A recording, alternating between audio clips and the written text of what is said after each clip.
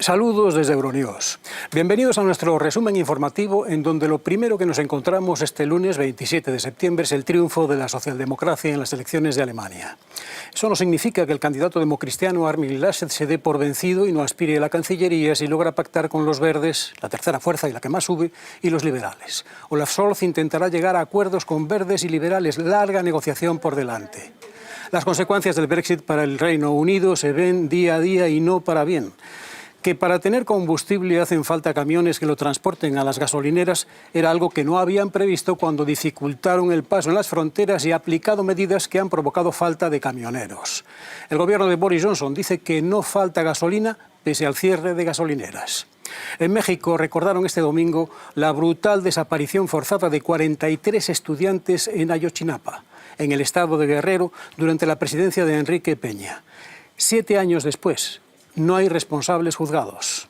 El funcionario que estuvo al frente de la investigación, Tomás Cerón, está prófugo en Israel. Pero tenemos bastante más. Acompáñennos ahora para ver las claves del día en 20 minutos. El socialdemócrata Olaf Scholz vence al conservador Armin Laschet en unos comicios ajustados, pero necesitarán reunir apoyos en el Parlamento para llegar a la Cancillería alemana. El volcán de La Palma pausa su actividad, pero los expertos advierten que podría estar en modo de recarga y la colada de lava está a punto de llegar al mar. La falta de transportistas en Reino Unido se traduce en escasez de combustible en muchas estaciones de servicio y en largas colas por temor a quedarse sin gasolina. Berlín elige a su primera mujer alcaldesa, Franziska Giffey, del Partido Socialdemócrata, a pesar de que las primeras estimaciones daban ventaja a los ecologistas. Miles de personas reclaman en Ciudad de México verdad y justicia, 7 años después de la desaparición de 43 estudiantes en Ayotzinapa. Tras un reñido pulso con los democristianos en las urnas, el Partido Socialdemócrata de Alemania logra una ajustada victoria en las elecciones para el Bundestag. Según los resultados provisionales de la Autoridad Electoral Federal, la formación de Olaf Scholz ha sido la más votada con un 25,7%. Seguida por la CDU de Armin Laschet con un 24,1%, de tercero los Verdes con un 14,8%, el Partido Liberal con un 11,5% y la ultraderechista Alternativa para Alemania con un 10,3%. Los militantes socialdemócratas celebran el meteórico ascenso del partido, que además obtuvo 5 puntos más con respecto a las elecciones de 2017. Una proeza hecha realidad gracias a la figura de Scholz. La CDU, en cambio, ha sufrido una estrepitosa caída. El partido de Angela Merkel ha perdido casi un 9% de los apoyos y tiene altas probabilidades de pasar a la oposición después de 16 años al frente de la Cancillería. Pero no todo está perdido para la CDU. La fragmentación del voto en estos comicios obliga a los dos grandes partidos a negociar con los verdes y liberales para formar un gobierno. Por lo que tanto Olaf Scholz como Armin Laschet podrían ser canciller. Solo queda saber quién tiene la capacidad de zanjar las diferencias políticas con los demás partidos y formar una coalición. Alemania merece especial atención. Las elecciones en la primera economía europea, tras la huella de Angela Merkel en la Cancillería, pueden marcar un cambio de tendencia no solo en Alemania. Vean el análisis que nos trae Beatriz Beiras. Con su candidato Olaf Scholz, el Partido Socialdemócrata Alemán, el SPD, parecía haber salido de la sombra en la que estuvo durante los 8 años que duró la gran coalición con la CDU y Angela Merkel de canciller. Scholz se colocó como favorito en las encuestas con una campaña enfocada en los problemas de la gente, la vivienda, los salarios y las pensiones, y presentándose como garante de una mayor justicia social. Tuvo sensibilidad política para detectar el sentimiento de injusticia de una gran parte de los trabajadores a los que se les dijo que eran esenciales durante la pandemia, pero que no reciben el pago merecido por su contribución a la sociedad. A eso se refirió cuando dijo que la meritocracia debe ser para todos, no solo para las élites, sino también para el conductor de un autobús, la cajera de un supermercado o quienes recogen la basura. O sea, una vuelta a los valores esenciales de la socialdemocracia europea, algo olvidado en las últimas décadas. Sin embargo, los resultados no han estado a la altura de las expectativas para Olaf Scholz y, lo que es peor, abocan a unas largas y tediosas negociaciones para formar gobierno, sin que se pueda aventurar hoy quién ocupará el puesto de Angela Merkel en la Cancillería. Ha pasado de ser el blanco, a veces amistoso y a veces no, de caricaturistas como Heiko Sakurai, a la política más importante de la historia de su país y a la mujer más influyente del mundo en lo que va de siglo. Con sentimientos encontrados, Alemania se prepara para decir adiós a la persona que les ha gobernado con firmeza y sensatez durante la última década y media. Con su marcha, Angela Merkel deja atrás un partido cuyas tensiones internas pueden acabar relegándole del poder y que, como un equipo de fútbol que pierda su gran estrella, puede verse sumido ahora en una dura etapa de recomposición. La era de Angela Merkel ha llegado a su fin después de 16 años. Ayer, en la Konrad Adenauer House, la sede del partido, recibió muchos más aplausos que Armin Laschet. Y con la retirada de Merkel de la política, la CDU también ha perdido muchos votos en favor del SPD y de los Verdes. Un resultado históricamente malo para unos conservadores hasta ahora cómodos en el poder, a los que les toca adaptarse. Lena Roche, Euronews, Berlín. El volcán de La Palma ha dejado de emitir lava, humo y ceniza, pero el descenso de la actividad no supone el fin de la erupción. Los científicos advierten que el volcán podría haber entrado en un modo de recarga y que la situación podría cambiar drásticamente. Asimismo, la colada de lava podría llegar en cualquier momento al mar, ya que se encuentra a menos de 2 kilómetros de la costa. Vulcanólogos prevén que desemboque a lo largo de este lunes. La rápida sucesión de los eventos ha obligado a las autoridades locales a extremar la vigilancia. Temen la emisión de gases tóxicos cuando el magma toque el mar y que el avance del río de lava pueda arrasar completamente el pueblo de Todoque o corte el acceso de una de las 2 carreteras principales de la isla española. Por otro lado, según Televisión Canaria, se ha detectado un enjambre sísmico en el volcán de la localidad de Fuencaliente, por lo que no se descarta una nueva erupción. Unas 6.000 personas han sido evacuadas y los daños se estiman en más de 20 millones de euros. El río de lava del volcán de Cumbre Vieja en la isla de La Palma se ha llevado por delante este domingo todo un símbolo, el campanario de la iglesia de Todoque, este que ven en las imágenes.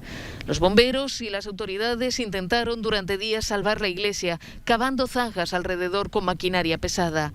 Pero la lava ha vuelto a hacer irrupción con fuerza en este castigado pueblo, llevándose por delante el edificio. Ahora amenaza al cementerio. La colada de lava del volcán se ha reactivado y avanza cada vez más rápido en dirección al mar, a una velocidad estimada entre 100 y 200 metros por hora. Una de las cuestiones que más preocupa es que la lengua ardiente alcance la carretera de la costa, lo que dificultaría el suministro por tierra de municipios como Fuencaliente. Según el Cabildo de La Palma, el volcán ya ha provocado daños valorados en más de 20 millones de euros. Observen, este es el momento en el que la fuerza del volcán desploma el campanario de Todoque.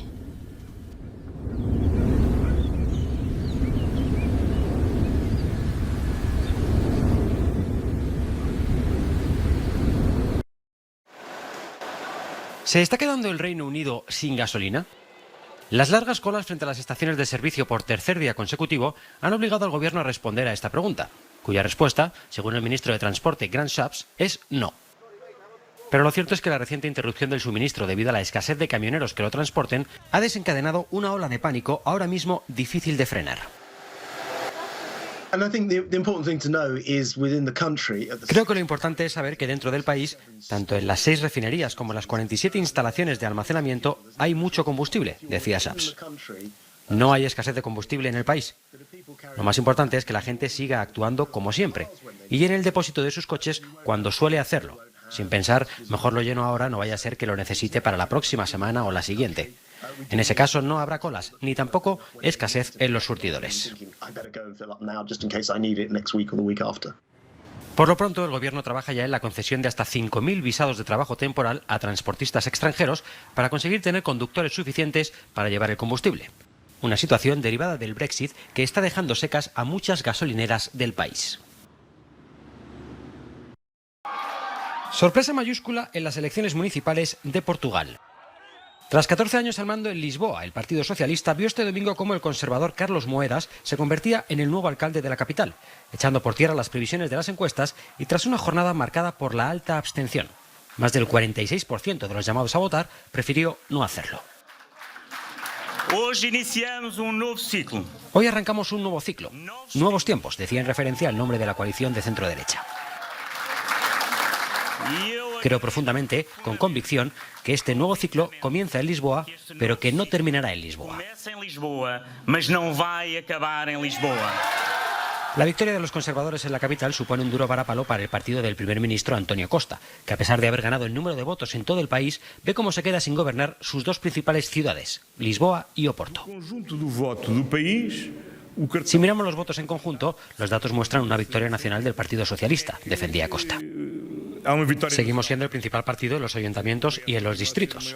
Ese era el objetivo que nos habíamos fijado y, por tanto, por mucho que se quiera tergiversar, es una realidad innegable. El Partido Socialista ganó estas elecciones, insistía el primer ministro. Las encuestas no fallaron con respecto al independiente Rui Moreira, que volvió a ganar con solvencia por tercera y última vez la alcaldía de Oporto, cargo que ostenta casi sin competencia desde el año 2013. Berlín tiene a su primera mujer alcaldesa, Franziska Giffey, después de que el Partido Socialdemócrata ganara las elecciones regionales para dirigir el gobierno estatal de la capital alemana. Giffey, que anteriormente fue ministro de Familia, sustituirá a Michael Müller como alcalde después de que éste decidiera no volver a postularse. Es una de las ciudades más atractivas y grandes del mundo, y tenemos todo el potencial para que en la década de 2020 Berlín se convierta en una de las sedes más importantes de Europa para los negocios, tecnología, cultura y creatividad, y que podemos hacerlo de manera social y democrática.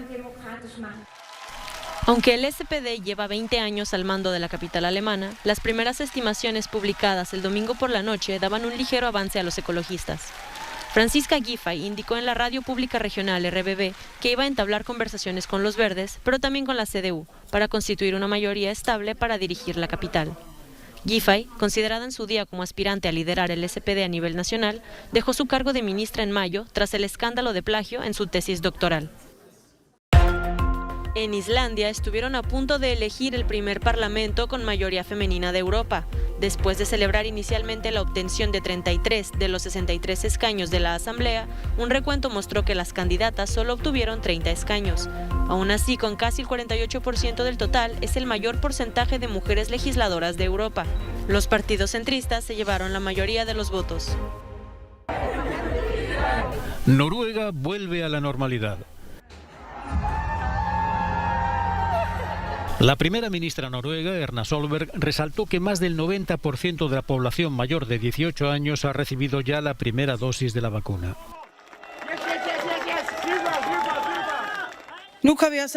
Ahora podemos vivir casi como lo hacíamos antes de que nos afectara la pandemia. No creo que todo vaya a ser como antes. Creo que el coronavirus nos afectará para el resto de nuestras vidas, para bien o para mal. Hemos aprendido lo vulnerables que somos y lo mucho que podemos conseguir cuando nos mantenemos unidos. Los contagios diarios en Países Bajos siguen reduciéndose, con 1.625 positivos confirmados en 24 horas, 80 menos que en la medición anterior. El certificado de vacunación para entrar en bares y restaurantes se ha generalizado. Estábamos preocupados por si hubiera clientes que no querrían que les pidieran su certificado, se enfadaran y se fueran. Pero hasta ahora afortunadamente no ha ocurrido. Sin embargo, con la entrada en vigor del pase COVID, miles de opositores a esta medida y a otras restricciones como el cierre de la hostelería a medianoche han salido a las calles a protestar. En La Haya corearon lemas como "Ya basta" y "Soy una persona, no un código QR". En Breda, una discoteca móvil recorrió las calles del centro de la ciudad. Los habitantes de San Marino dicen sí a la legalización del aborto en un referéndum celebrado este domingo. Más del 77% de los votantes de este microestado europeo, ubicado al norte de Italia, se mostró a favor de permitir el aborto hasta las 12 semanas de embarazo. Más allá de la 12ª semana, el procedimiento solo se permitirá si la vida de la madre está en peligro o si hay anomalías fetales. El resultado de la consulta popular marca un precedente en el enclave, donde la influencia de la Iglesia Católica sigue siendo fuerte. Las sanmarinenses suelen acudir a Italia para abortar, ya que es uno de los pocos países europeos donde la práctica es ilegal, incluso en casos de violación o incesto, y es castigado con cárcel tanto para la mujer como para quien la ayude. Una situación que sigue dándose en Malta, Andorra y el Vaticano. Ahora el Parlamento deberá legalizar el procedimiento, revocando así la ley del aborto de 1865. Se cumplen 7 años de la dramática desaparición de los estudiantes de Ayotzinapa, México. Miles de personas marcharon este domingo por la capital de este país para exigir una vez más verdad y justicia en un caso difícil de olvidar.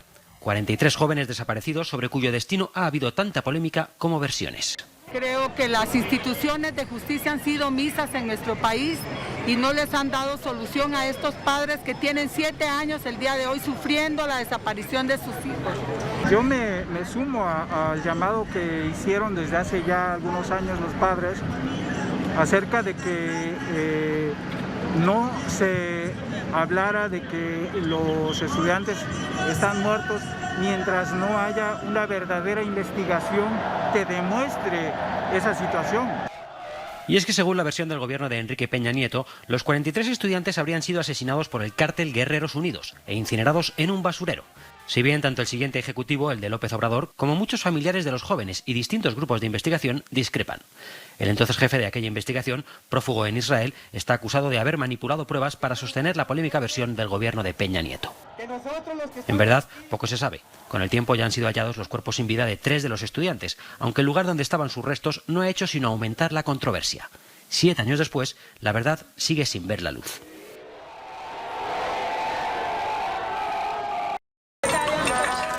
En la localidad chilena de Iquique, el rechazo al inmigrante ha estallado este fin de semana en forma de protestas y actos de gran violencia.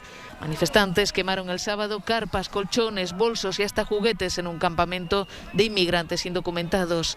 Las fuerzas del orden tuvieron que intervenir para controlar escaramuzas provocadas por algunas personas que querían agredir a los venezolanos en las calles. Todo esto ocurrió en el marco de una marcha que reunió a unas 3.000 personas al grito de no más inmigración ilegal. Lo impregnaron de inmigrante, haitiano, enfermo, ignorante y hablando otro idioma. La mejor solución es que todos los ilegales se vayan de esta ciudad, se vayan a su ciudad, a su país, donde ellos corresponden. Y sacar la delincuencia más que nada, porque esto era un foco de delincuencia, de puros delincuentes. La chispa que encendió el polvorín fue el desalojo el viernes pasado por los carabineros de un campamento de inmigrantes en la Plaza de Brasil, un lugar donde desde hace un año pernoctaban en carpas unas 100 familias, en su mayoría venezolanas y con numerosos niños. Eso fue a las 6 de la mañana, llegaron los oficiales a desalojarnos de nuestras carpas, a esa hora de la mañana con los niños con frío, tuvimos que despertarlos y aquí estamos parados en una esquina viendo para ver para dónde agarramos, dónde pasamos las noches con nuestros niños. En el desalojo, rechazado por autoridades locales y organismos humanitarios, se perdió un niño venezolano de 4 años que no encontraron hasta un día después. En Chile se estima que hay alrededor de 400.000 inmigrantes venezolanos, aunque podrían ser más, porque un gran número ingresan por pasos clandestinos.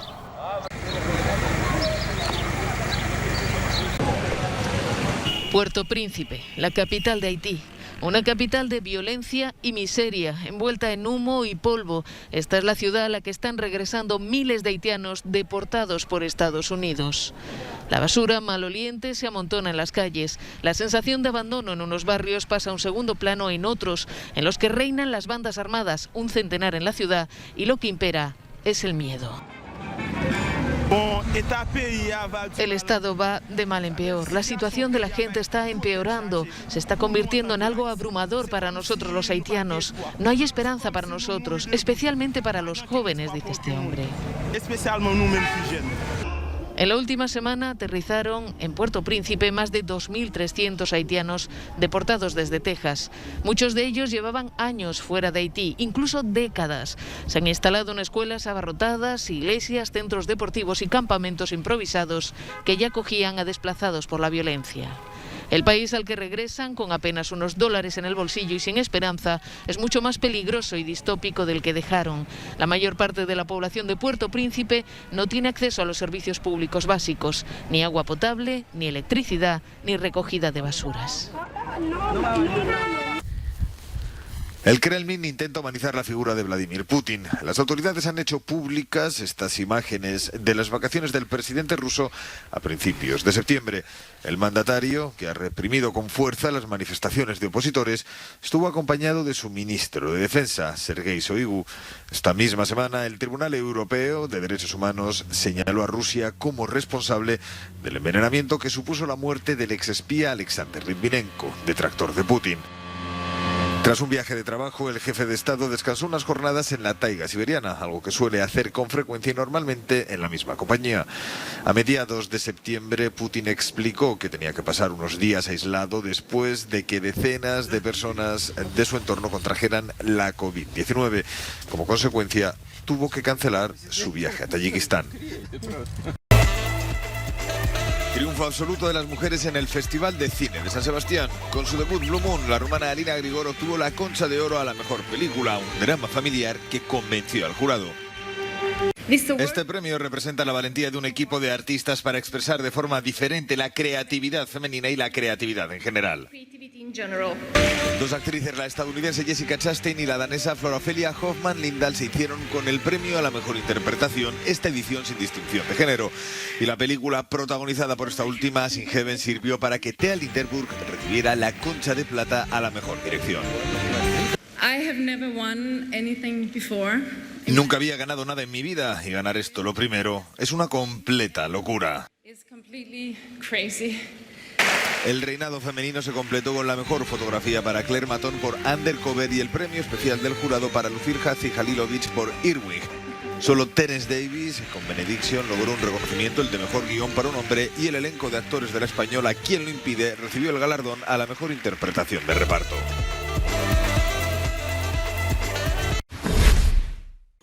Y hasta aquí hemos llegado en Euronews hoy.